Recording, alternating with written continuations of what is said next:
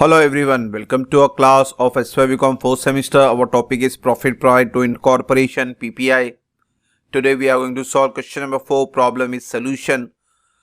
इसके पहले के वीडियो क्वेश्चन नंबर 1 से 3 और इंट्रोडक्शन ऑफ पीपीआई ये सब आप आई बटन में चेक कर सकते हैं, नीचे डिस्क्रिप्शन में लिखे वहाँ चेक करें. Before PPI we had completed issue of debenture and redemption of debenture. Both the chapters also completed. So for all your problems with solution for issue and redemption of debenture, you can check the description, student. So let's begin with question number 4. Question number 4 says that Sachin Limited was incorporated to take over the running business of Tendulkar brother from 1st April. यानी 1st अप्रैल को take over कर रहा है. ठीक है, अच्छी बात है. The company was incorporated on 1st August. Certificate कब मिल रहा है? And it commence is business on 1st October 16. Profit and loss account for the year end 31st March 17 was as under. तो इनकम भी दिया हुआ है और एक्सपेंस दिया हुआ है. सिंपल है, हमें बाइफिकेट करना है और एडजस्टमेंट है नीचे. तो first let begin with our time ratio. सबसे पहले हम क्या करते हैं, सब में टाइम रेशियो निकालते हैं. आपका ओपनिंग ईयर है 1st अप्रैल 16 और क्लोजिंग है 31st मार्च 17 और हमें सर्टिफिकेट कब मिला? अगस्त को. ठीक है, ये इंपॉर्टेंट है. ये अक्टूबर अननेसेसरी दिया हुआ है. द थिंग इज दैट कि इनकॉर्पोरेटेड यानी सर्टिफिकेट कब मिला वो डेट इंपॉर्टेंट है. तो 1st अगस्त हमारे लिए इंपॉर्टेंट है. तो आपको बाइफिकेशन इससे करना है. 1st अगस्त से 31st मार्च आपका पोस्ट डेट होगा. 1st अगस्त के पहले 31st जुलाई, तो 31st जुलाई यानी अप्रैल टू जुलाई आपका प्री डेट होगा. तो अगर अप्रैल से मंथ काउंट करें, अप्रैल मई जून जुलाई 4 महीना आया, तो प्री आपका रहेगा 4 महीना और पोस्ट आपका रहेगा 8 महीना. आप अगस्त से मार्च गिने तो इट विल बी 8 मंथ. तो यहाँ पे सबसे पहले काम पीपीआई में आपको टाइम रेशियो निकालना. तो आपको रेशियो मिल गया टाइम रेशियो 4:8 और ये आगे और डिवाइड होता 4 के टेबल में. 4 1 4, 4 2 8. तो your time ratio ultimate time ratio will be 1:2. तो जब भी पीपीआई का सम करें सबसे पहले बच्चों आप टाइम रेशियो कैलकुलेट कर लें, उसके बाद आपका सम प्रोसीड कर सकते हैं. फिर इनकम एक्सपेंस है तो बाइफिकेट करेंगे. एडजस्टमेंट पढ़ लेते हैं. एडजस्टमेंट है सेल्स वे 2,50,000 पर मंथ. हर महीने का सेल्स है 2,50,000 ड्यूरिंग प्री इनकॉर्पोरेशन पीरियड. वो भी बता दिया भाई, प्री इनकॉर्पोरेशन पीरियड 4 महीना. तो आप सिर्फ 4 महीना 2,50,000 बेच रहे हो, सेल्स कर रहे हो pre incorporation. While total sales for the year is 35 lakh. The sales arose evenly throughout the concerned period. And यहाँ आपको total sales दिया है. सिंपल है, total sales 35 लाख यानी अप्रैल टू मार्च का सेल्स है 35 लाख. इसमें से उन्होंने 250 पर मंथ के हिसाब से प्री को दे दिया. सो 2,50,000 को अगर 4 महीने से मल्टीप्लाई करेंगे तो 10 लाख आएगा और 35 लाख में से अगर 10 प्री में है तो 25 लाख आपका पोस्ट में आएगा. कैलकुलेशन यहाँ अच्छे से समझा दूं मैं आपको. टोटल सेल्स 35 लाख दिया हुआ है. 2,50,000 इंटू 4 करेंगे तो आपको प्री का सेल्स मिल जाएगा. 2,50,000 into 4 it comes to 10 lakh. यानी 35 में 10 माइनस कर दो तो आपका 25 लाख आ गया पोस्ट सेल्स. तो यहां से आपको सेल रेशियो भी मिल जाएगा क्योंकि प्री का फिगर है 10 और पोस्ट का फिगर है 25. हम कॉमन जीरो कट करते हैं रेशियो के लिए, तो 10-25 आ गया. अब और फर्दर डिस्ट्रीब्यूशन होता है तो कर दो ना. 5 के टेबल में जा रहा है. 5 2 10 एंड 5 5 25. सो ये अल्टीमेट सेल्स रेशियो इज 2:5. तो हम 2:5 का इस्तेमाल करेंगे और 1:2 का इस्तेमाल करेंगे टाइम में और सेल्स में. आगे और एडजस्टमेंट देख लेते हैं. Office rent was 42,000 per annum पूरे साल का. इसको वर्डिंग देखते रहना आपको. It became 54,000 per annum from the date of commencement of a business. ठीक है, तो ये आपका बिजनेस कमेंस यानी इनकॉर्पोरेट हो रहा है उसकी बात कर रहे हैं. मगर आपका ऑफिशियल जो है वो 42,000 पर एनम है. इनकॉर्पोरेशन के बाद का आपका ऑफिस रेंट 54,000 पर एनम हुआ, मगर उसके पहले 42,000 था. बहुत अच्छी बात है. तो हमारे लिए मेन जो इंपॉर्टेंट है ये 42,000 है. तो सबसे पहले क्या करेंगे, ये 42,000 को हम पर मंथ में कन्वर्ट करते हैं. तो 42,000 डिवाइड बाई 12 यानी पर मंथ हुआ 3,500. और आपका जो प्री का डेट है, पहली बात तो वो कैलकुलेशन करना है. तो प्री में आपको 4 महीने लगा तो 3,500 को आप सिंपली 4 से मल्टीप्लाई कर दे तो 14,000 आपका प्री का अमाउंट आ गया. किसकी बात कर रहे हैं? ऑफिस रेंट की. अब ये एडजस्टमेंट देने का उसका रीजन क्या है? तो सबसे पहले 54 अननेसेसरी है, उसको यूज ही नहीं है हमारे लिए, क्योंकि वो आफ्टर कैलकुलेशन होता है, मेन होता है स्टार्टिंग का, यानी 42,000। इसके हिसाब से मैंने कैलकुलेट किया तो मेरा प्री का फिगर है 14,000, अच्छी बात है। मगर ऑफिस रेंट एक्चुअल में अपने पास है कितने का? 48,000 का ये पेमेंट हुआ है। तो यहाँ पे जो भी कैलकुलेशन करने बाइफिकेशन करने वाले ये 48 के बारे में, तो 42 तो फॉर कैलकुलेशन पर्पस है 14,000 लाने के लिए। अब आगे कुछ देखना नहीं है, आपको 48 पे आके समझना है। एक्चुअल पेमेंट है ऑफिस रेंट का 48, तो ये समझो कि अप्रैल टू मार्च का पेमेंट है 48, उसमें से 14,000 प्री का निकल गया, तो अब बचा कितना? वो पोस्ट का आएगा। तो उसको यहाँ अच्छे से समझो बच्चों। तो टोटल ऑफिस रेंट 48,000, ये नीचे खाली आपको रेशियो बाइफिकेशन के लिए दिया था, तो नीचे इग्नोर करें आप। तो ऑफिस रेंट 48 है, ठीक है, उसमें से प्री का अमाउंट ऑफ 14,000 तो माइनस कर दो, तो आपको मिल जाएगा पोस्ट का अमाउंट 34,000। तो ये कंफ्यूजन करने के लिए फर्स्ट ऑफ ऑल 54 दिया हुआ है, 42 का जरूरत था और उसको इस तरह से इस्तेमाल करना, तो आपको प्री रेंट भी मिल गया और आपको पोस्ट रेंट भी मिल गया, बाइफिकेशन आपको पूरा मिल गया यहाँ पे, तो हेडेक ही नहीं हमारा। अगला एडजस्टमेंट है ट्रैवलिंग एक्सपेंस के बारे में। Travelling expense included 3,600 incurred by the office staff and the balance by the sales staff. तो अब यहाँ पे इन्होंने रेशियो खुद बना के दिया हुआ है कि भाई ऑफिस स्टाफ और सेल्स स्टाफ। पहली बात तो ये, क्योंकि हम बाइफिकेशन जब करते हैं ये एंट्रीज की, इसको टाइम रेशियो सेल्स रेशियो में डिस्ट्रीब्यूट करते हैं हमारा, क्योंकि मेन सॉल्यूशन में 2 कॉलम है, प्री और पोस्ट का कॉलम, तो उसमें अमाउंट कैसे लिखना। तो पहली बात तो उन्होंने बता दिया कि भाई ऑफिस में 3,600 है और जो बच गया बैलेंस जो बच गया वो सेल्स स्टाफ के लिए। तो पहले क्या करना है, आपको ट्रैवलिंग एक्सपेंस का बाइफिकेट करना है कि भाई ऑफिस में कितना जा रहा है और सेल्स में कितना जा रहा है, क्योंकि ऑफिस का रेशियो लगता है टाइम रेशियो और सेल्स का रेशियो लगता है सेल्स रेशियो, दोनों हमने निकाला हुआ है। तो अगर एक की एडजस्टमेंट नहीं होता बच्चों, कुछ भी नहीं होता, तो ट्रैवलिंग एक्सपेंस 101% टाइम रेशियो पे ही डिस्ट्रीब्यूट करना है आपको हमेशा। मगर उन्होंने बाइफिकेट किया हुआ है, तो बाइफिकेशन समझे, यहाँ पे आपका टोटल कितना है 24 और ऑफिस का है 3,600, तो यहाँ बाइफिकेशन समझे उसको।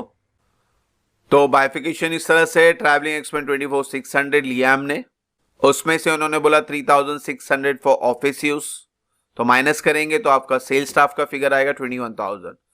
तो अब ये 3,600 आपको टाइम रेशियो में बांटना है और ये 21,000 आपको सेल्स रेशियो में बांटना है। दोनों हमारे पास अवेलेबल है, सम का टाइम देखेंगे। फिलहाल जैसे हमने स्पेसिफिक टाइप टिक मार्क किया है ऑफिस रेंट को, उसी तरह से ट्रैवलिंग एक्सपेंस को भी टिक मार्क करें। स्पेसिफिक है यानी वॉकिंग नोट है आपका, टिक मार्क करें यानी एडजस्टमेंट है, इसमें बाइफिकेशन है आपके लिए। तो होप सो ट्रैवलिंग समझ में आ रहेगा बच्चों। अब चलते हैं डेप्रीशिएशन की तरफ। डेप्रीशिएशन बोला है कि भाई 3,000 for the asset acquired in post incorporated period. Total depreciation है 10,500, उसमें से 3,000 तो सेपरेटली पोस्ट में चले गया, यानी आपका सेकेंड कॉलम में 3,000 चले गया, तो 10,500 में 3,000 निकल गया, बचा 7,500। तो 7,500 क्या, तो डेप्रीशिएशन का भी जो रेशो डिस्ट्रीब्यूशन है वो होता है टाइम रेशो पे, तो जो 7,500 बच रहा है वो टाइम रेशो पे जाएगा। और 3,000 के लिए स्पेसिफिकेशन है कि इसको डायरेक्टली पोस्ट में लिख दो। तो 10,500 टोटल है, 3,000 चले गया पोस्ट में, तो प्री के लिए कितना बचा 7,500।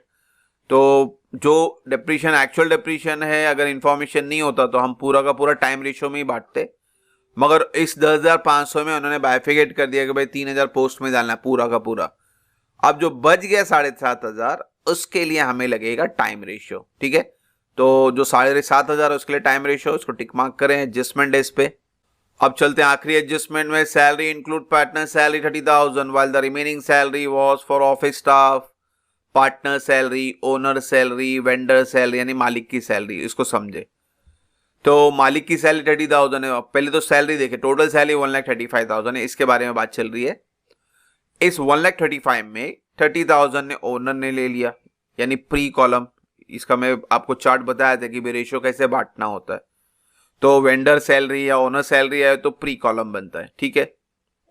तो 1,35,000 में से 30 निकल गया, तो बचा कितना बच्चों 1,05,000, और 1,05,000 जो है वो ऑफिस स्टाफ में बटेगा, यानी टाइम रेशियो 1,05,000 के लिए कैलकुलेशन समझे। यहां पे टोटल सैलरी 1,35,000, वेंडर मालिक की सैलरी, पार्टनर की सैलरी 30,000, ये प्री में जाता है, इसलिए आपको अभी पहले बता दे रहा हूं मैं, ये प्री कॉलम में जाता है डायरेक्टली। इसका रेशो जो भी एक्सपेंडिचर या इनकम है उसका रेशो का बाइफिकेशन मैंने इंट्रोडक्शन बताया था, division of income and expense करके एक चार्ट बनाया था मैंने, आई बटन में आप चेक करें, आपको वो इंट्रोडक्शन वीडियो में आप देखेंगे तो लास्ट में ये इन्फॉर्मेशन, एकदम लास्ट में एंड में ये, तो उसको समझे आप लोग, तो उसको याद भी करना है आपको। तो एनी हाउ 1,35,000 में से 30 निकल गया, तो बैलेंस कितना बचा बच्चों 1,05,000। अब ये जो बैलेंस 1,05,000 बचा है वो जाएगा आपका टाइम रेशियो में, ठीक है।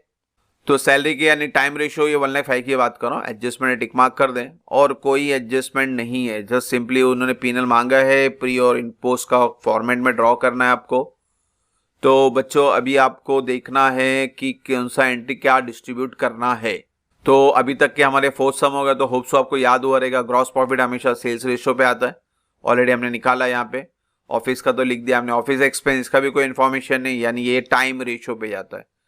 फिर ये लिख दिया, ये लिख दिया sales commission, sales commission sales ratio पे जाता है।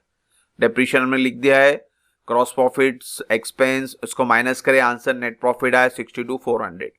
ये आंसर आपके आंसर को चेक करने के लिए दिया है, तो जब हम एंड करेंगे सम को तो हमारा एंड में आंसर ये 62,400 ही आना चाहिए, तो आपका आंसर राइट है, ठीक है बच्चों।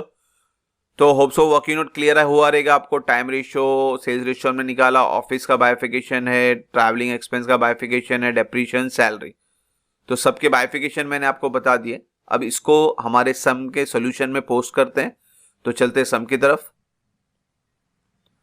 तो सारे क्वेश्चन और वर्किंग नोट यहाँ फिर से लिए मैंने, फॉर्मेट ड्रॉ कर दें। P&L स्टेटमेंट 31 मार्च 17, पहले इनकम से शुरू करना है, इनकम में सिर्फ एक है यहाँ पे ग्रॉस प्रॉफिट, और उसके लिए लगेगा सेल्स रेशियो 5:2, यानी टोटल कम टू 7। तो 3,50,000 को पहले 7 से डिवाइड करें, 7 5 35 यानी 50,000 कुछ आया, और 50,000 इंटू 2, 50,000 इंटू 5, ठीक है। सो 50,000 इंटू 2 1 लाख, 50,000 इंटू 5 2,50,000, ठीक है। रेशियो भी होप सो आपको आ गया रहेगा। पहले टोटल करना है, यानी 5 + 2 7, तो 3,50,000 को 7 से डिवाइड करना आपको, आंसर आया 50,000, 50,000 इंटू 2, 50,000 इंटू 5। इनकम में एक ही एंट्री है, बेसिकली एक या दो ही आती है, एक तो मैक्सिमम ही है, तो इनकम का टोटल बन गया आपका ए। इसको आपको लेबलिंग करना है कि भाई ये total of income is A. Now we will start with the expense part. First is office salary. Office salary में आपको बाइफिकेशन बताया था मैंने, क्या बाइफिकेशन, पार्टनर सैलरी और ऑफिस सैलरी। तो पार्टनर सैलरी 30,000 मैंने क्या बोला था, प्री कॉलम में आएगा, पहले ही लिखना आपको, प्री कॉलम यानी पहला कॉलम। उसके बाद 1,05,000 जो बचा है वो आपको डिवाइड करना टाइम रेशियो में। तो 1,05,000 को आपको डिवाइड करेंगे, टाइम रेशियो क्या है आपका बच्चों, टाइम रेशियो 1:2, ठीक है। तो 1,05,000 को आपको पहले 3 से डिवाइड करना है, it comes to 35,000। 35,000 into 1 35,000, 35,000 into 2 70,000। अब बात करते हैं ऑफिस एक्सपेंस में, कोई एडजस्टमेंट है नहीं, तो डायरेक्टली 45,000 को टाइम रेशियो यानी 1:2 में आप डिवाइड कर दो, तो 15,000 और 30,000।